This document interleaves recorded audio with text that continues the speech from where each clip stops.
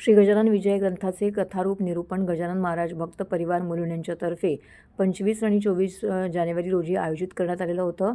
प्रकाश दामले मुलुंड आणि आदरणीय अमोल केतकर ठाणे या गुरुशिष्य जोडीने अगदी अभ्यासपूर्ण आणि रसाळ कथारूपी निरूपण केलं आहे. ही 2 दिवसांची निरूपण सेवा उत्तम प्रतिसादासह संपन्न झाली.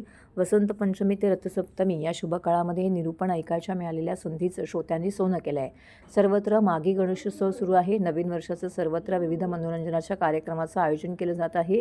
शनिवार रविवार 26 जानेवारी 3 दिवस सलग सुट्ट्या होत्या, म्हणून लोक विविध ठिकाणी सहलीला जात असतात. या कार्यक्रमाला जात असतानाही या लोकांनी या कार्यक्रमाला उत्स्फूर्त असा प्रतिसाद दिलाय. 24 तारखेलाही सकाळी सर्व संतांना आवाहन पर दासगणू महाराजांची भूपाळी म्हणत निरूपणाला सुरुवात झाली.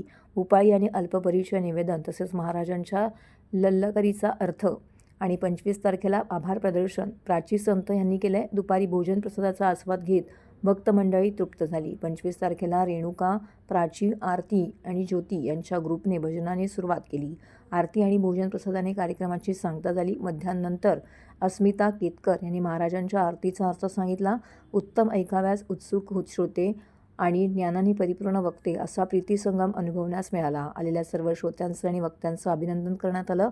उत्तरोत्तर असं सुंदर निरूपण ऐकायची संधी अनेक भक्तांना प्राप्त हो अशी महाराजांच्या चरणी प्रार्थना करण्यात आली.